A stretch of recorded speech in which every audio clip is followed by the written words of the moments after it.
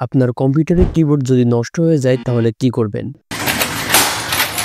না, আমি এমনটি একবারও বলি নাই। আপনার কিবোর্ডের যদি কোনো বাটন নষ্ট হয়ে যায় তাহলে আপনি সেটি রিপ্লেস করতে পারবেন এবং আপনার নষ্ট হওয়া কিবোর্ডকে আবারও ব্যবহার করতে পারবেন। বিষয়টি আরো ক্লিয়ার ভাবে বুঝাই। বেসিক্যালি আমাদের কিবোর্ডে ১০১ থেকে ১০৪ টা বাটন থাকে। সব কয়টি বাটনের কাজ কিন্তু আমাদের প্রয়োজন পড়ে না। দেখা যাচ্ছে আপনার কয়েকটি বাটন নষ্ট হয়ে গেছে, তখন আপনি ওই কয়টি বাটনের পরিবর্তে আপনার কিবোর্ডের যে সকল বাটনগুলো আপনার প্রয়োজন পড়ে না সেইগুলো রিপ্লেস করতে পারেন। সেক্ষেত্রে আপনি যে বাটনগুলো রিপ্লেস করবেন সেগুলো চাপলে আপনার নষ্ট হওয়া বাটনগুলোর কাজ করে দিবে। এই প্রসেসটি করার জন্য আপনার একটি সফটওয়্যারের প্রয়োজন পড়বে, যেটি আপনি মাইক্রোসফট স্টোরে পেয়ে যাবেন। মাইক্রোসফট স্টোর ওপেন করার পর এখানে আপনি সার্চ করবেন মাইক্রোসফট পাওয়ার টয়েস।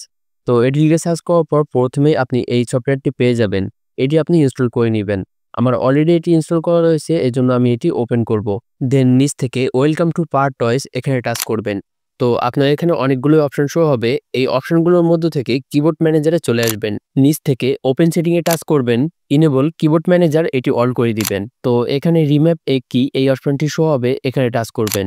অ্যাড কি রিম্যাপিং এখানে টাচ করার পর এখানে আপনার সামনে দুইটি অপশন শো হবে, সিলেক্ট এবং টু সিন্ট।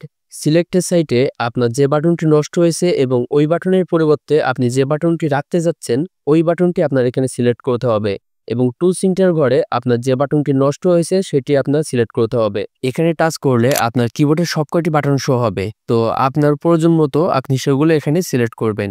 অনেকগুলো বাটন নষ্ট হলে বা অনেকগুলো বাটন রিম্যাপিং করার প্রয়োজন পড়লে অ্যাড কি রিম্যাপিং এখানে টাচ করার পর আপনি এখানে আরো অনেকগুলো সেক্টর পেয়ে যাবেন, যেগুলোতে আপনি এই সেম প্রসেসে কিওয়ার্ডগুলো সিলেক্ট করবেন।